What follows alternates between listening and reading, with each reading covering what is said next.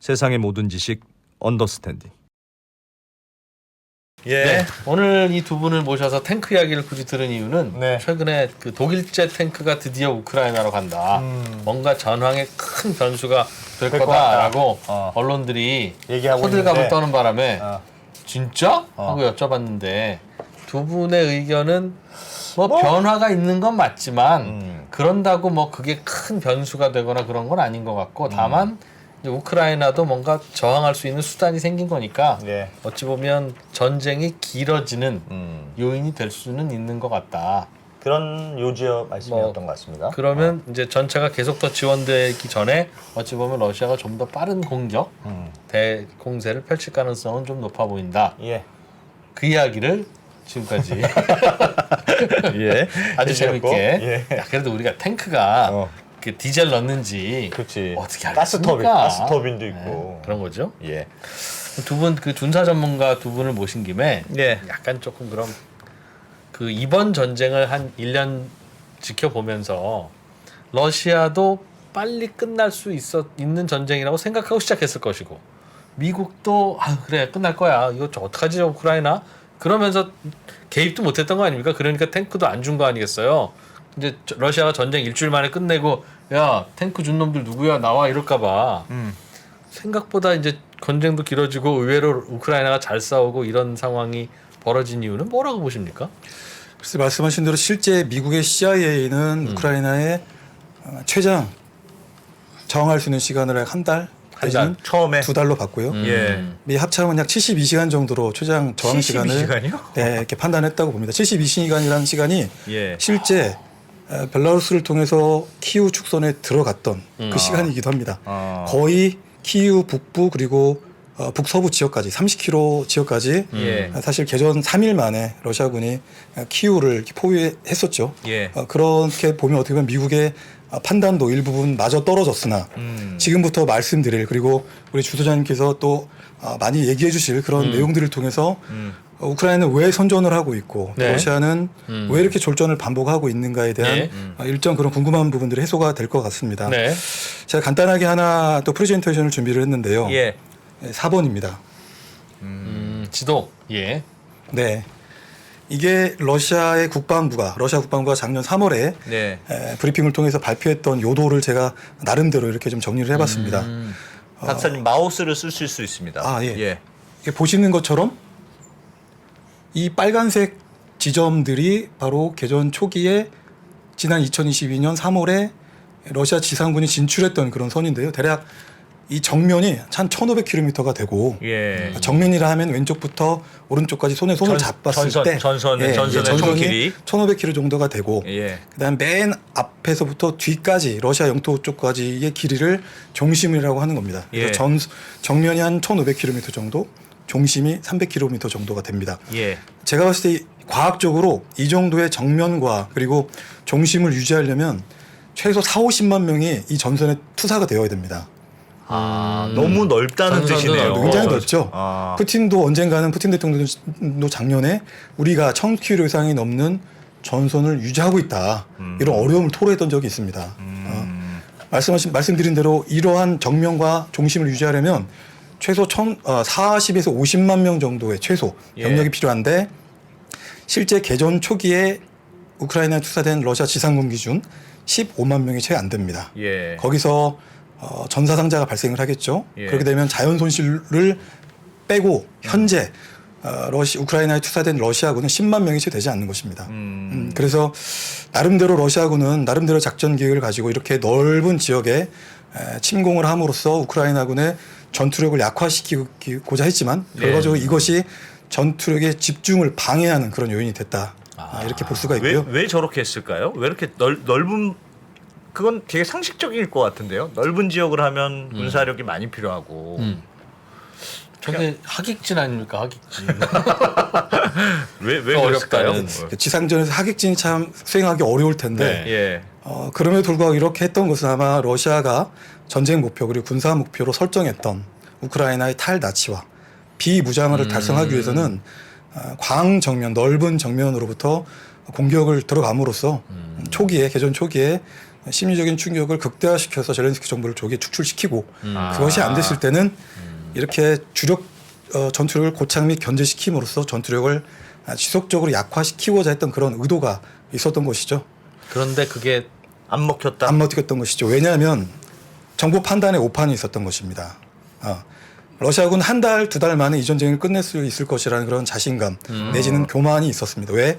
2014년에 크림 공화국과 세바스토폴시를 점령하고 행정적으로 병합할 때까지 걸린 시간이 불과 두 달, 세 달밖에 걸지 않는 것이죠. 예. 당시 우크라이나군은 제대로 된 반격을 하지 못하고 러시아군으로 전향을 하거나 무기를 버리고 예. 항복하는 경우가 빈번했습니다. 아마도 이번에도 2022년 특별 군사작전도 이러한 과거의 우크라이나 행태가 나타날 수도 있다고 했던 잘못된 이러한 전략 정보 판단의 오판으로 인해서 우크라이나는 그 사이에 왜 뭐가 바뀐 거예요, 그럼? 많이 바뀌었죠.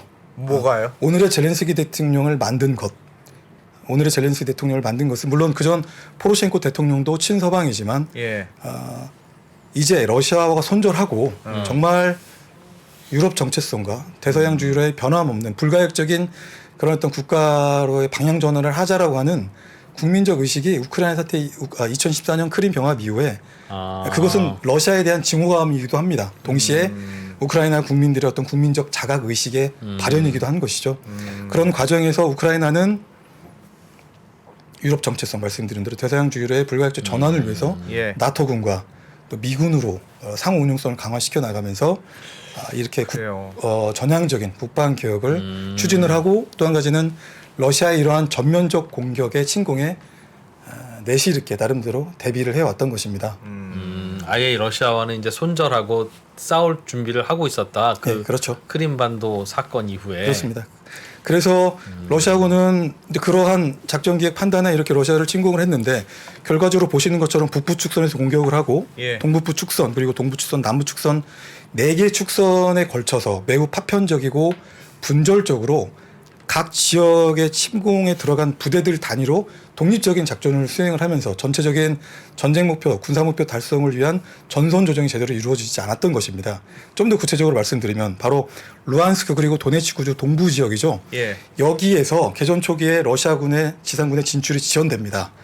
여타 남부 지역의 자포리자라든지 헤르손, 북쪽 지역의 체르니고우, 키이우, 수미 지역에서는 비교적 빠른 속도로 키이우를 향해서 진격을 했는데 예. 동부에서 러시아군의 지상군이 진출이 지연되면서 아마도 서부 지역을 제외하고 이렇게 서부 그리고 동부, 남부, 북부, 동부, 남부 3개 축선에서 키이우를 원래 포위를 함으로써 원래 이렇게 하려고 그렇죠. 했는데 그 구상이 실현되지 못했던 것입니다. 한쪽은 너무 빨리 갔는데 그렇죠. 나머지 쪽이 못 따라왔다. 그러면서 말씀드린 넓은 정면을 유지하려면 식량도 필요하고 유류도 필요하고 탄약도 필요하고 사람도 필요할 텐데 너무 넓잖아요.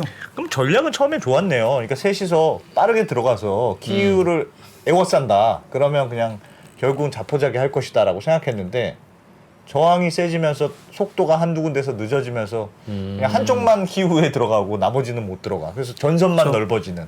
넓은 전선에서 또 병력이 충분히 투사되지 않았기 때문에 부대와 부대 간의 많은 공간들, 취약점이 노출이 되면서 러시아군이 이렇게 고립이 됐을 것이다. 저는 우크라이나가 잘 싸웠다기보다는 러시아가 죽을 썼다 이렇게 보거든요. 네. 그 죽을 쓴 이유가 있어요. 예. 러시아군을 이렇게 만드는 사람이 러시아군이 푸틴이 집권하고 난 다음에 예. 2000년도에 그 해가지고 지금 22년째 아닙니까? 근데 4번의 국방 개혁을 하는데 2008년도 러시아는 이제 4년마다 이렇게 이제 국방 개혁을 하면서 예. 업그레이드를 해 왔는데 국가 무장 계획이라는 게 있어요. 근데 기본적으로 계획이 많이 변천해 왔지만은 주 핵심이 2008년도 계획안이 준데 예.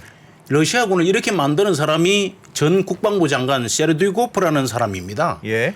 이 사람은 원래는 뼈째로 부르고 해서 가구 공장 사장을 했어요. 예. 근데 어느 날 갑자기 뼈째로 부르고 하고 모스크바 국세청장을 하고 전 러시아 연방 국세청장을 해요. 예. 이거 하다가 이제 러시아 국방장관을 07년도 2월 달부터 12년 11월까지 하는데 예. 이 양반이 이제 그 군비 태세를 너무 많이 헛들여 버렸어요. 그게 뭐냐면은 원래 이제 이 그 그루지아 전투가 벌어졌을 때 2008년도에 예. 작전 부장이 없었어요. 총참모부에. 예. 그래가지고 총참모장이 당황해가지고 그 전역을 한 작전 부장한테 부탁을 했는데 노 그랬어요. 그래서 푸틴 대통령이 부탁을 해가지고 이제 작전 지휘를 해가지고 수습을 했는데 예. 이 양반이 이제 어떤 군대 슬림하는 거, 부대 구조 개편하고 무기 체계 개량하고 현대화하고 하는 이런 목표 달성을 하는 과정에서 많은 가오를 결정적인 가오, 이번 전쟁에서 나타난 가오를 저질렀다. 그게 뭐냐면은 구조 개혁에서 지금 예전에 이게 연대 사단 군단 야장군 군강구 순으로 단계 지휘가 있었거든요. 예. 근데 이거를 대대 여단 작전사령부 그 정부 밑으로 이제 이렇게 단축을 시켜버렸습니다. 그런데 이것이 어떻게 되는 겁니까? 여단이 여단급 부대로 가면은 사단보다 가볍고 투입하기가 용이해요. 아까 우리 기갑 여단처럼. 예, 예. 그런데 요게 이제 지휘 반응 시간 단축으로 해서 스트라이크 여단 미국이 그 불난전에 대응하고 부대를 가볍게 해가지고 스트라이크 여단을 만들었거든요. 근데 미국은 공수군단이 있어요. 막강한 공수군단이 있는데 그거를 국지전을 대비하는 그런 스트라이크 여단 부대 개편하는 거를 보고 서부 국경에 방어해야 되는 그런 그거를 무시하고 이거를 개편을 했는데 이 개편이 완전히 이루어지지 않은 상태에서 이 전쟁이 벌어졌다는 거예요. 조직을 다 슬림하게 작게 만들었다는 뜻이네요. 그렇습니다. 러시아가. 지휘 구조를 단축화했는데 예. 문제는 이게 이제 이 과정에서 인원 감축을 너무 많이 해버렸어요. 예. 인원 감축을 하는 것이 장교단이 주는데 33만에서 20만으로 10만 명을 전역 조치를 해버렸어요. 예. 그런데 주로 그 전역을 시킨 사람이 중령, 대령 경험자들이야.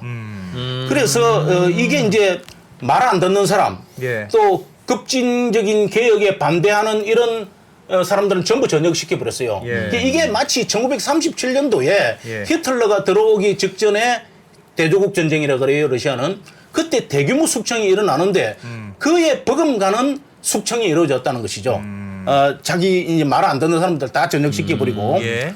그래서 이제 고전하는 이유 중에 하나다. 그 다음 또 하나는 교육기관의 통합 문제입니다. 이게 65개 교육기관을 10개로 이렇게 통합을 해버렸어요. 이것이 이제 항공우주방어사령부를 만들어 놓고 정작 그 전문가 양성하는 대학교는 폐지를 해버렸어요. 예. 러시아에서 러시아에서 군사대학을 해군대학으로 통합을 시켜버렸어요. 예. 그 다음에 이제 이거 문제가 되잖아요. 그래서 강제 전역한 장교들을 불러가지고 복무하게끔 다시 이제 재소집을 해요. 그 다음에 하싱방 대학은 모스크바에서 340km 떨어졌는데 박사급 187명 중에서 21명만 학교 남고 나머지는 다 나가버렸어요. 예. 이러한 교육 자체가 불가능했죠. 그 다음에 또 하나는 지금 군수 지원이 문제가 되잖아요. 예. 우크라이나 예. 전장에서. 군수 지원 기능을 전부 이 양반은 돈 절약한다고 아웃소싱을 했는데 이게 정비, 청소, 보급, 뭐 식당 운영 이런 거를 민간 위탁을 했는데 예. 이게 평시에만 하지 전시에는 돈이 안 되잖아요. 그래서 여러분들이 보셨던 그런 막 약탈하고 주유소에 막 예, 그거 하고 예, 이게 예. 보급 부대가 러시아군은 철도에 이거에서 140km 넘어가 버리면 이게 보급이 거리가 멀어져 가지고 안 돼요. 그래서 예. 또 보급 차량도 깨지고 이렇게 하는 이런 재반 문제가 복합적으로 일어났다. 로마 전쟁, 로마 시대의 칸네 전쟁이라고 있어. 칸네 예, 전투. 예. 여기에 한니발의 승리에는 바로의 우둔한 짓거리가 뒷받침이 되었다. 예. 항상 그런 이야기를 우리가 전사에서 많이 이야기를 합니다. 러시아 내부적으로 나름대로 효율화하고 좀 비용도 줄이고 한다고 이런저런 구조 개혁을 했는데 그렇습니다. 그게 전력의 약화로 일어났군요. 그렇습니다. 장군도 그러니까 소위 직업군인도 부족해지고. 예. 개혁이 실패한 거죠. 그러니까. 개혁의 방향을 잘못 잡은 거.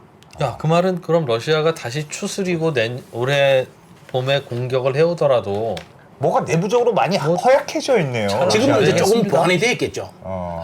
지금은 이제 왜냐면은 그 총참모부의 총참모장 아까 게라시모프 총참모장을 예. 그 이렇게 그 총사령관으로 임명한 가장 결정적인 이유가 총참모부 차원에서 보급과 정비와 이런 재반 문제를 총력 지원하라 하는 그런 뜻으로 받아들여집니다. 예. 아 그래요. 야, 그럼 이 전황이 어떻게 될지 모르겠네. 러시아는 야. 근본이 좀 약해져 있고, 우크라이나는 생각보다 너무 잘 싸우고 있고. 그런데 이순신을 투입한 거지 이번에 러시아가. 러시아가. 그렇습니다. 그래서 아, 어떻게 될지 모르겠네. 그래서 언제 끝날 것이다. 예. 그거는 저는 그렇게 봅니다. 저는 만약에 루한스크와 도네츠크를 우크라이나가 다시 찾아가고 예. 만약에 우크라이나가 크림반도, 예. 크림반도까지 만약에 넘본다면 이 전쟁은 끝이 안 날 거다 그렇게 봅니다. 만약에 핵을 안 쓰겠지만 조심을 하겠지만은 예. 크림반도까지 만약에 우크라이나가 노린다면은 네. 전술 핵도 사용을 배제할 수가 없다. 저는 러시아 그렇게 그거는 보는데 용납을 못할 거다. 러시아. 그렇습니다. 입장에서. 결정적인 관건은 오데사 항구의 개방 여부에 달려 있다고 봅니다. 왜 그러냐면은 예. 오데사 항구가 그 우크라이나의 밀하고 옥수수 예, 옥수수하고 해바라기씨 이런 게 수출을 하는데 예. 그게 몇천만 톤이 이렇게 수출이 되잖아요. 예. 근데 철도로 이 오데사가 봉쇄가 돼 버리면은 우크라이나는 내륙국으로 바뀌어 버려요. 예. 그러면은 항구가 없으면은 수출이 불가해요. 그러네요. 그럼 철도로 수출 자체가 한 500만 톤도 못 합니다. 예. 그랬을 때에 저는 그렇게 봅니다. 이 오데사 항구의 개방 여부, 누가 협상이 이루어진다면은 오데사 항구를 어떻게 하느냐에 이게 어떤 협상의 큰 바로미터가 될 것이다. 지금 오데사는 어떤 상황입니까? 예? 지금 오데사는 어떤 지금 상황? 오데사는 러시아가 봉쇄를 하고 했다가 우크라이나는 기뢰를 부설했어요. 러시아가 네. 못 들어오게.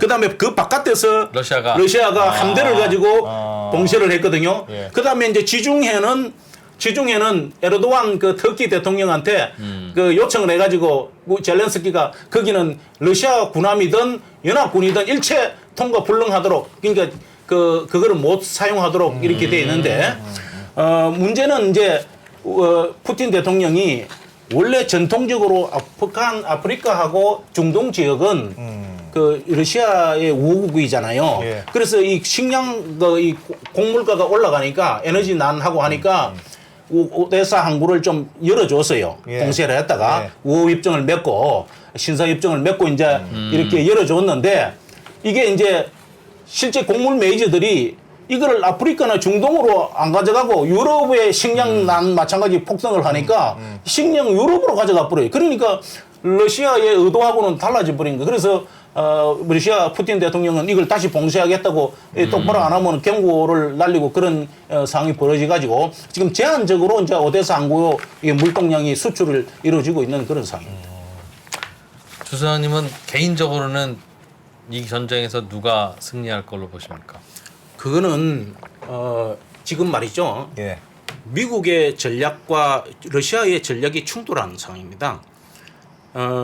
러시아를 약화시키고 그 다음에 이제 유럽에 대해서 미국이 헤게모니를 다시 지겠다는 이런 의도 전략이 이제 충돌한 거거든요. 그 전에 이제 러시아 입장에서는 또 절박한 것이 전 세계가 지금 전기차로 가잖아요. 그러면 석유, 가스 소유가 줄어들거든. 러시아의 주 수입이 가스, 석유, 그다음에 곡물 수출인데 예. 밀하고 뭐 이런 거 말이죠. 러시아 그런데 입장은 알겠는데 예. 누가 이길 것 같습니까? 누가 이긴다 하는 거는 제가 보기에는 예단을 하기는 어려운데 네. 미국과 이 나토가 계속해서 이 지원해주면. 물자를 지원하는 예.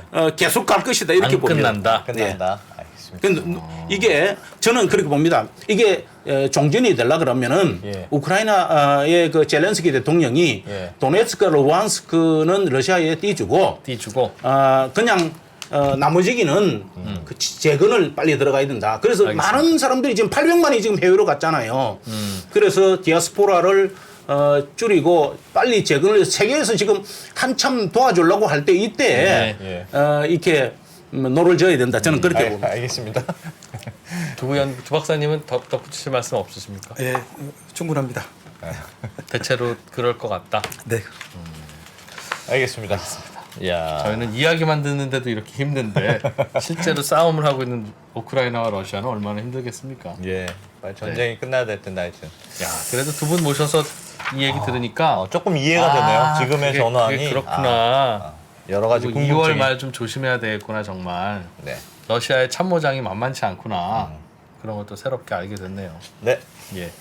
한국전략문제연구소의 주은식 소장님 그리고 한국국방연구원의 두준호 연구위원님. 네.